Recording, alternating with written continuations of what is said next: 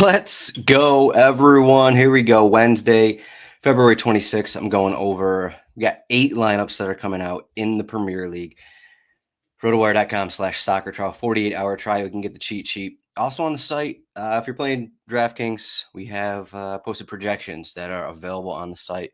Again, that is before these lineup changes. So we're going to get lineup changes for sure. It's midweek match, but those are coming out 3 minutes from now. Watching on YouTube or Twitter, make sure to hit the like button, subscribe to the channel as well. But on the left side of the screen, we have a X list that follows all Premier League teams that I'm going to be following along to get the lineups. And then we have a cheat sheets over here. I think this is this should be a pretty fun slate. Yesterday, I think we got some edge a little bit in terms of who was taking set pieces, and maybe we'll find out a little more on this one. I think this is kind of a weird slate here. Manchester United, the biggest favorite against Ipswich Town, Man City, with the, I guess they used to have the highest implied goal total. Now Manchester United have the highest implied goal total, but still Man City above 2 implied goals at Tottenham. Arsenal at Nottingham Forest, they are below. Look at this implied total for the game is 2.51. Arguably, maybe one of the lowest implied totals of the season in the Premier League, if not the lowest, probably top 10. I know there's been some Everton games that are below 2.5, but not many goals expected in this one. Brentford home against Everton is the other game. Those ones are the odds are pretty close there, but I think this is should be a lot of ways to go here for this slate. You know, we have all these Manchester United players. Who wants to play them, if we're being honest? Who wants to play Manchester United home against Ipswich? I don't know. We'll see what this Ipswich lineup looks like. They picked up a couple injuries in their midfield. We might get Jack Taylor in here. I think that is a little bit of a question. I don't even know if he started a league game this season because Kajust and Calvin Phillips picked up an injury over the weekend. So we'll see what happens there. Let's see. We got a few comments. Light rain in Manchester and Liverpool mixed with cold. Does it matter in any way? Does it help keepers, defenders, strikers? For the most part, I usually wouldn't worry about weather, especially rain. You know, slippery ball. Both teams are dealing with it. If you really wanted to dive deep in terms of that, you could. But I think maybe if there's, if you're dealing with snow, it's another situation. But I usually wouldn't put too much thought into weather, especially in something like this. I mean, anything can happen.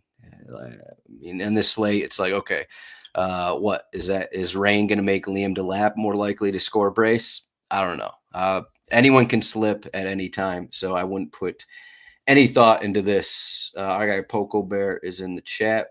Telling everyone like the video. If you're watching, please like the video. We got a few more commenters in here. Our guy Steve, Man City faithful, AK-47 is scoring a goal today. But lineups should be out here any second. There we go. We got the lineups out. All right, let's start with the first one. We got Nottingham Forest, of course. They go by number. So we got Murillo and Milenkovic is there. We got Nico Williams. So there looks like they're running their usual 4-2-3-1. Alanga, Hudson-Odoi, Gibbs-White, Wood. And then in the midfield is Elliot Anderson and Nicholas Dominguez. So this is basically what they just ran out. Kind of thought Ryan Yates would get a start here or Danilo.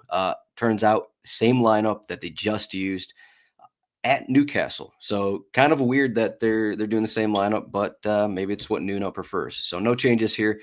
Here's Manchester City. Matheus Nunes is back in the starting 11, and he's at right back. So we got Nunes at right back, Kushinov, Ruben Diaz, Vardiol. No surprises here. Mateo Kovacic starts over Gundogan. So we got Nico and Kovacic in the midfield.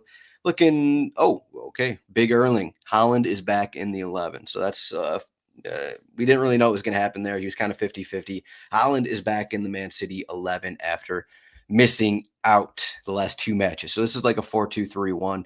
Basically, Nico, Kovacic, defensive midfielders, Savinho, Doku on the wing. Savinho and Doku, they played well for the most part against Liverpool. I know they didn't score, but they were pretty active against Liverpool. Then Marmoush kind of behind Haaland a little bit. So Foden on the bench is probably the biggest thing here.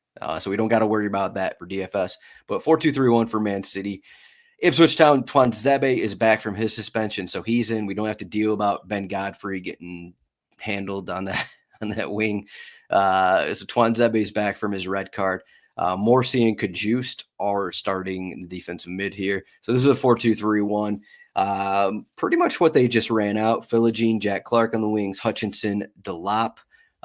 One thing to look at, Hutchinson did take some set pieces last game, so I think that's going to be worth mentioning here. Carlos Alcaraz is back in the 11 for Everton. Looks like we're going to have every other match here between, I guess, Doucouré. Doucouré is not even healthy, so we actually don't have to worry about Doucouré. There's another player that's unavailable. So we'll probably look at this one a little further in terms of Everton, but the only real change here is going to be Carlos Alcaraz in that Doucouré role, kind of more central. Harrison and Lindstrom on the wings. We want to talk about that one a little bit. Here's Manchester United. Maybe I was going to say the biggest question here going in, DeLitt, Maguire, and Yoro are at center back. So that means Mesraoui is on the bench. Okay. On the wings, we have Dalot and Doru's there. Centrally, looks like Bruno is playing a little deeper. So Bruno Fernandes is deeper in the midfield next to Ugarte. And then Xerxes, Højlund, and Garnacho are all starting. Okay, Eriksson, Casemiro, Mesraoui, Lindelof on the bench. OB, not a great bench by any means. And here's Arsenal. Got to click through here. Calafiori starts. Timber, okay, no surprises there because Lewis Skelly is suspended. Jorginho starts in the midfield over Partey. So Jorginho, Declan Rice, Odegaard, and then same 11 otherwise. Nwaneri, Trossard, Marino, all in there for Arsenal. Here's Brentford. I'm going to say we're not really going to get any changes here either. They don't have a lot of ways they can go because Jensen's out, Norgaard's out. Yarmoliak is in the midfield over Norgaard because Norgaard is out. So it's Yanel and Yarmoliak in this midfield role. And then Damsgaard higher up, Shad left wing, Wissa, Mbomo, their usual spots. So honestly, not a ton of surprises here. So unfortunately, this is not an exciting show. All right, let me read you through some comments here. We got Chan is in the chat. What's up, Chan? Brandon, what's up, Brandon? We got 32 live viewers. Shout out. Well, no, we got 39. Shout out, everyone. Bulletproof is here. There we go. So I guess the big change here on the slate was that Man City. Actually, have I missed Tottenham? I don't actually remember talking Spurs here. Did they not even post their lineup yet? Is that are they trying to get away with something? There it is. They're a little late. Someone social media was late here. So this is what we got. I was not thinking really too many changes. Actually, the change here. So Son is bench. Sonny Boy's bench. Wilson Odobert gets the start. So we got Porro. I guess he was benched last game. So Porro is in that right back. Gray, Donzo, Udogi. That means Spence is on the bench. So Udogi gets to start there. Bergvall, Bettenker in the midfield. Madison a little more attacking. Brennan Johnson and Odobert on the wings. Matthias Tell centrally. So Timo Werner back on the bench. Kulusevski benched. Son benched. So some rotation here. Some you could argue surprising rotation for Spurs. So it looks like the biggest changes are in this Tottenham Man City game in terms of rotation. Otherwise, there really isn't too much. Jorginho starting. Nottingham Forest, their same lineup. Man United, change up a center back. No Casemiro starting. Ipswich Town gets Twanzebe back. And Carlos Alcaraz starts for Everton, and then you got the Tottenham Man City changes. So that's the real change there. But that's kind of what we got here. Son is still recovering from choking in last year's fixture. That's harsh. That's a harsh comment. I believe he score like a brace the last time these teams played.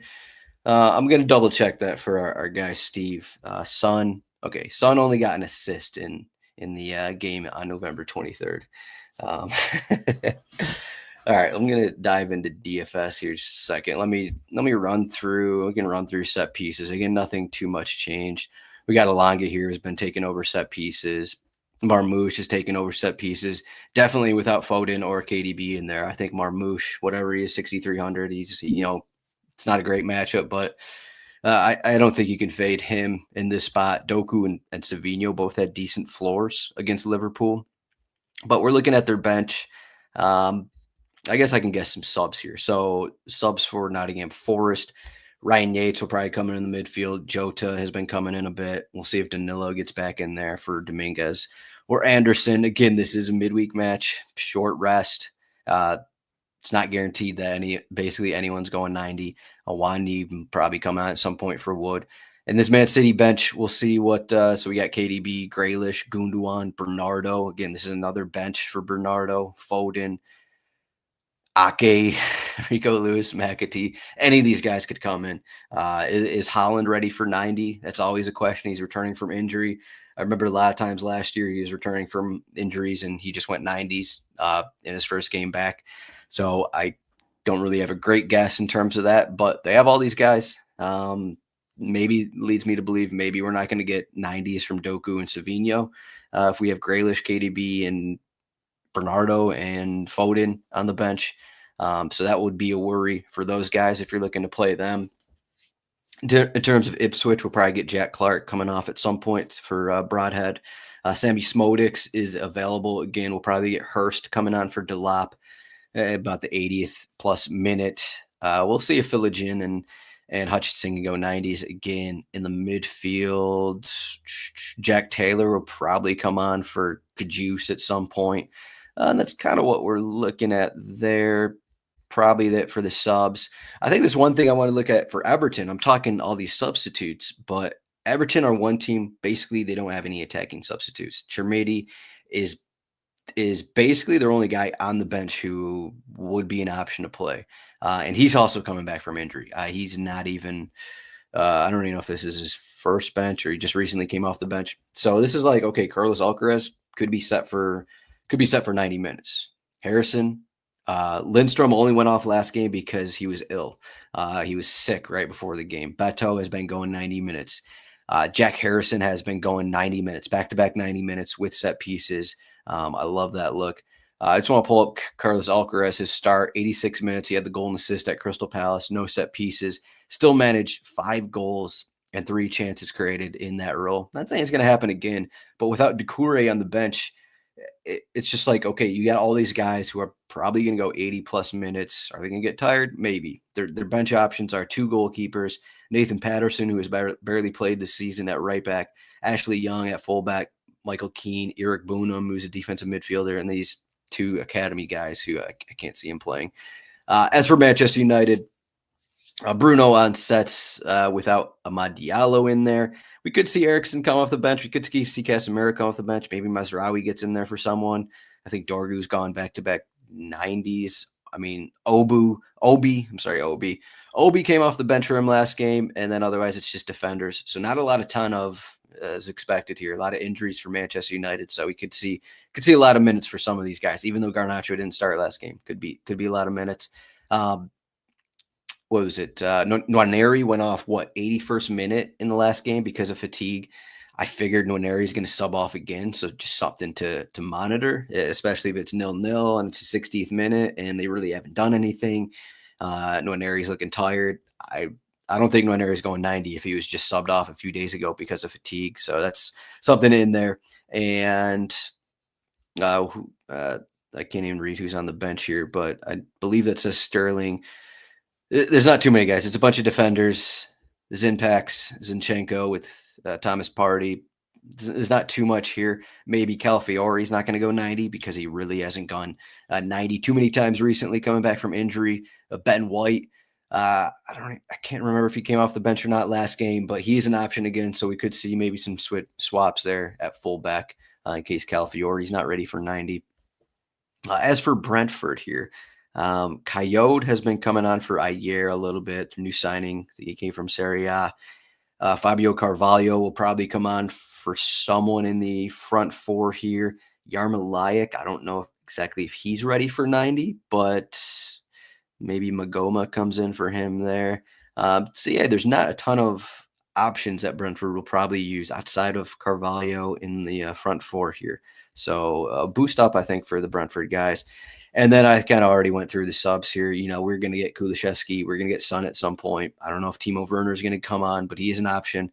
So we'll probably get Basuma, Saar also on the bench. Maybe Spence comes on for Dogi. So we got a lot of options. We know James Madison never goes full 90s.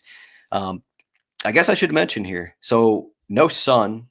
James Madison. We could get. I don't know if anyone has a comment here, but the set piece situation. So it's James Madison and Pedro Porro. So Porro basically took over Madison last game. So we could get an interesting situation with Tottenham set pieces. I guess that gives more range for Porro to actually take all set pieces, though, depending how they want to look at it. Let me click into James Madison's profile. I don't think like Brennan Johnson or Odo Bear have really taken any. Bergvall, I guess, is an option. Is Bergvall left-footed? I guess that would decide some things. He is a right footer. So they don't really have a left footer here to take sets. I don't know if anyone has a thought there on possible set pieces for a left-footed taker here. But Porro / Madison is the assumption with those set pieces. I don't know. I don't know. Probably Porro / Madison. Decide for yourselves. All right, now let's check through some DraftKings decision. What do we got? 15 minutes in. All right. If you're playing DraftKings, that's pretty much what I'm going to talk about for the next 10 or so minutes. So that's what the main focus is going to be on. Let me refresh DraftKings here so we can get some green check marks, assuming those are in. They are not in. Okay. So unfortunately, Opta has not sent over the green check marks for DraftKings to worry about. But again, guess what? They're all up at RotoWire. RotoWire.com/soccer trial. That's 48-hour trial. We got projections up on the site as well. Just go to rotowire.com/soccer. Check it out. We got projections here. It's under the paywall. So if you want to click on those, you can upload those to our new optimizer as well. All right, so this is a little more difficult to do if the green check marks aren't available, but I'm going to kind of run through some things here. So Marmoush is 6,200. Like you can't fade that. There's no reason to fade that. So he's up there. Jack Harrison, I think, is up there. He's 5,500. I know not many people. I don't know how many people are actually looking at Jack Harrison. If I'm being honest, you don't really need to spend the money here, but Brentford aren't a prohibitive matchup. I'll go through the matchups at the end here. You don't really have to play Jack Harrison if you don't want to, but if he's the main guy in set pieces, you may want to, I guess is what I'll say. Doku 6,800, Savinho 7,400. Do you actually want to double up on Man City players? I don't know. That's for you to decide. Beto 7,600. Okay. Brentford guys. Again, Brentford don't have any forwards as usual. We got the usual Nottingham Forest pieces, home against Arsenal. Not really sure I want to go there. Elanga is 9K, and then Hudson-Odoi is 5,800. Some weird prices for those guys. If we're looking at Trossard's 10.8K, just a ridiculous price. Not going to play him. Tottenham without Son here. So we got Brennan Johnson at 6,100. Tell is 5,400. Odo Bear is 4,700. I think Tell is most likely to go 90 of those guys. I actually think Tell is, I don't know if I want to say cash games, but I think he's a great tournament play because we've seen Man City struggle against decent teams and having tons of mistake on the back line and giving up goals that way. 5,400 seems pretty cheap. Tottenham are at home. Got 4 goals in the prior meeting. He's cheap, so there's nothing wrong there. Manchester United, there's going to be decision. A lot of people are going to have to decide on these Manchester United pieces. And, cash games, at least, I'm not going to play Garnacho. I'm not going to play Xerxes. I'm not going to play Højlund. Garnacho is probably he's the most expensive here, 7,800. He probably has the best floor. He's most likely to rip some shots and do some things. Xerxes and Højlund are kind of goal or bust players.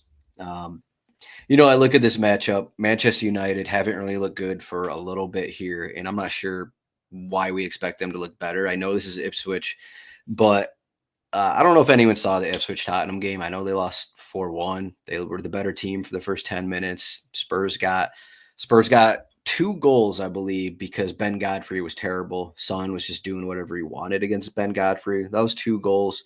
I think another came off the counter, and then I don't know. Another one was probably stupid. So, and I think a lot of these games, Ipswich have kind of, before that it was the Aston Villa game. So, like, I don't agree with the odds here. I might actually just bet Ipswich Town double chance here. You could probably get plus odds on that. Like, Alex Palmer might be my favorite goalkeeper on this slate. Like, why are we giving respect to Manchester United with the way that they're playing? In their last game, they're just dominated by uh, Everton, and then they got a couple arguably lucky goals. Ryan, the foot whisperer, needed. Yeah, had to look those up. Is the optimizer compatible with mobile? I'd say more so than the prior optimizer. I honestly have not pulled up the optimizer on my phone. Um, because it kind of seems very difficult. But if you want to try it, it is more modern, is what I'll say. The new optimizer. So if you want to try it on your phone, you can try that.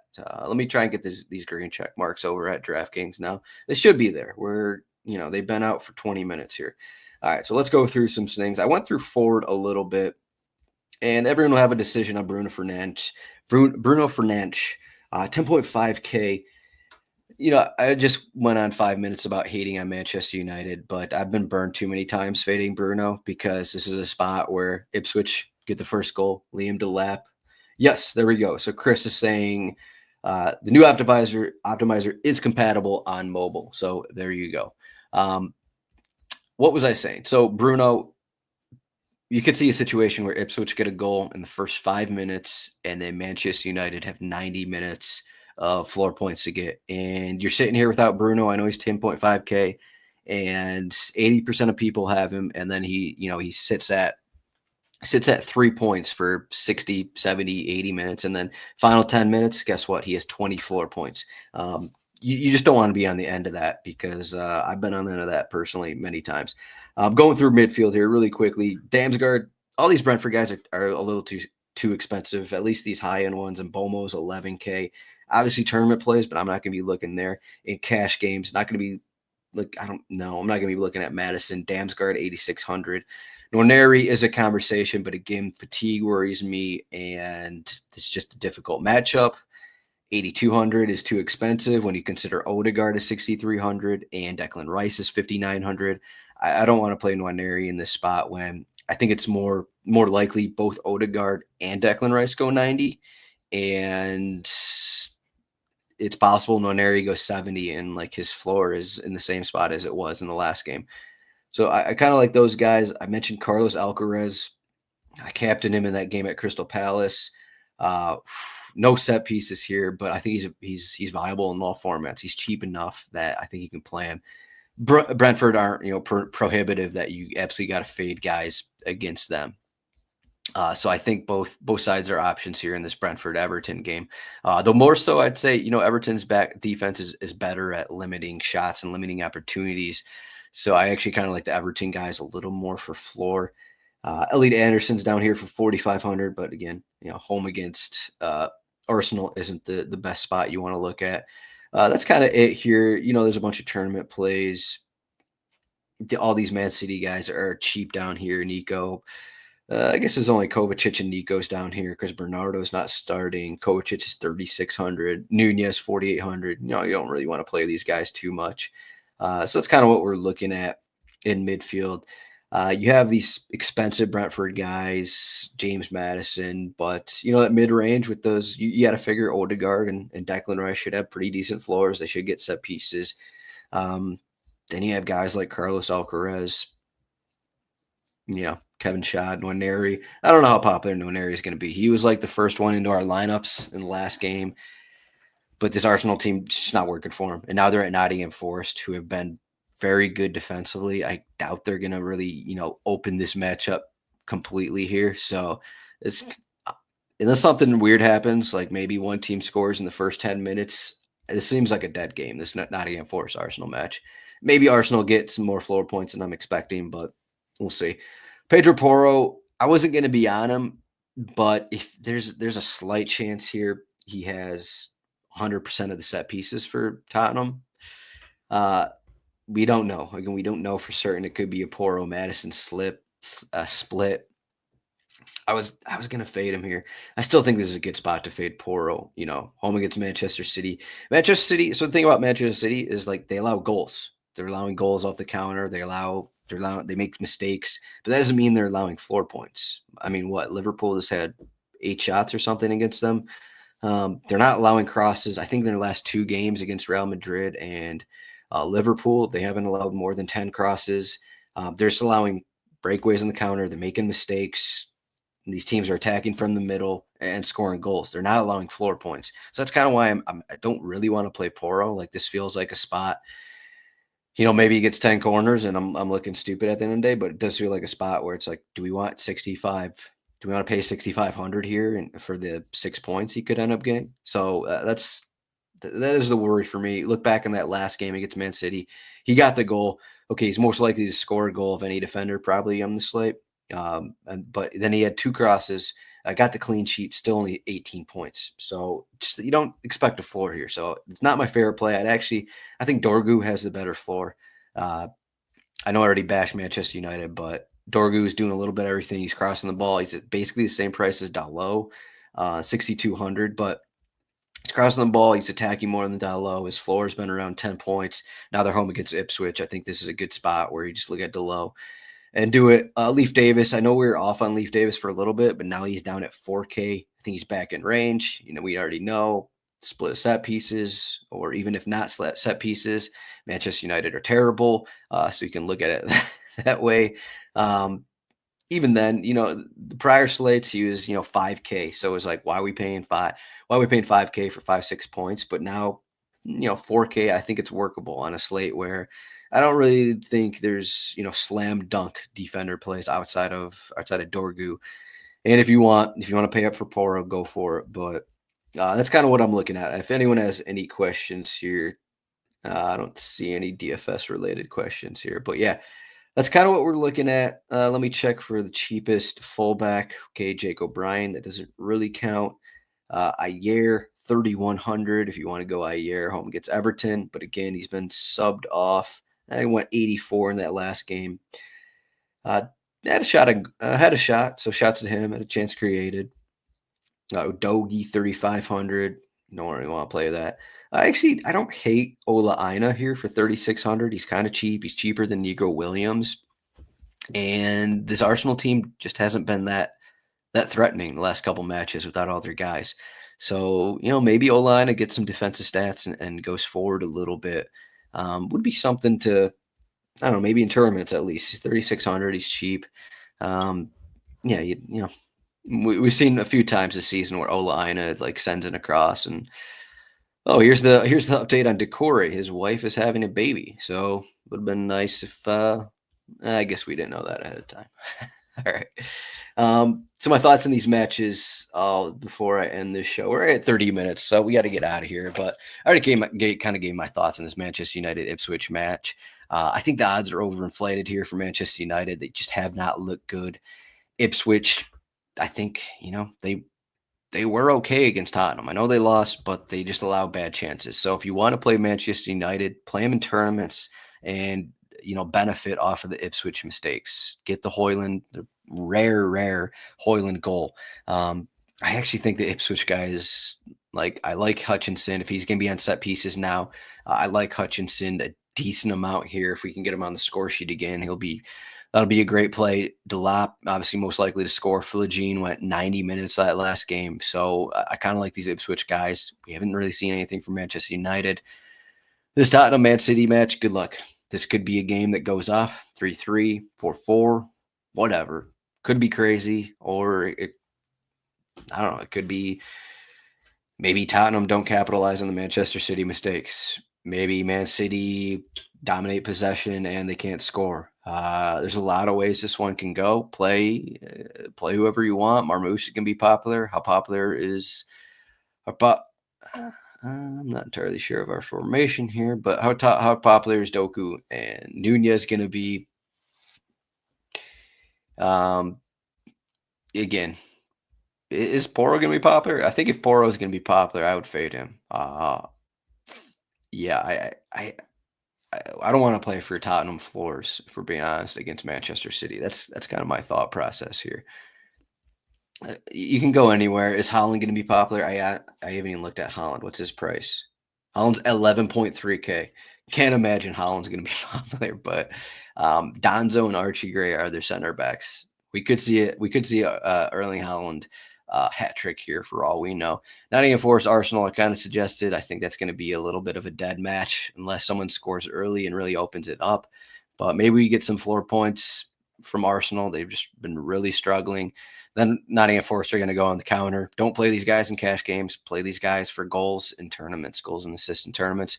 And I mentioned this Brentford-Everton game. I think this one's pretty interesting. I think it could be, there's always a chance with these Everton games to be dead, but I don't know. I kind of got a feeling here that we're gonna get something. We're gonna get something. I like Jack Harrison with set pieces. Carlos Alcaraz has looked really good on the pitch.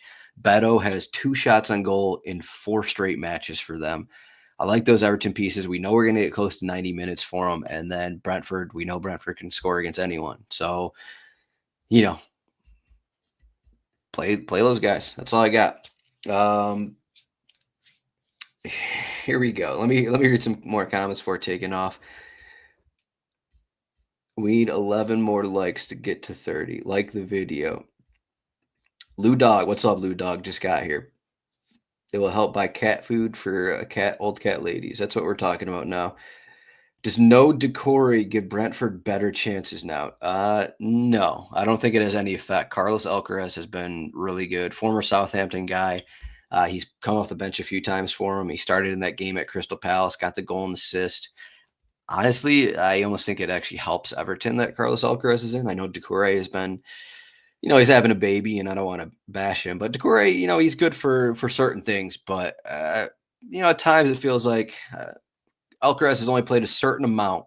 But I think overall, I almost think Carlos Alcaraz is better for this team. He does more things than Decore does, I think, is what I want to say here. So, yeah, I don't think it hurts them at all. This is just an intriguing matchup because we're getting a lot of 90s from these guys because of all the injuries, as we can see on the injury list. All right, that's all we got. Thank you, everyone, for watching. We're 32 minutes in. I got to set my lineups. We only got 45 minutes left. I got a company meeting here. 64 live viewers. Thank you, everyone, for watching. Good luck on this slate. Good luck on your bets. Hopefully we can win something. I'll be putting a lot of mine in on DraftKings. If you want to hit up the DraftKings betting group, ask me on our Discord or Twitter, I guess. Rotowire.com/chat to get into our Discord. Maybe more comments, maybe more discussion will be going on there in terms of this slate. But good luck on this one. Hopefully someone can win that 5 or 10K or whatever's available. And then also let's win some bets. Thank you, everyone, for listening. We'll see everyone, there's some games tomorrow. Maybe I'll be back. We'll see what's going on. But we'll see everyone later. Good luck.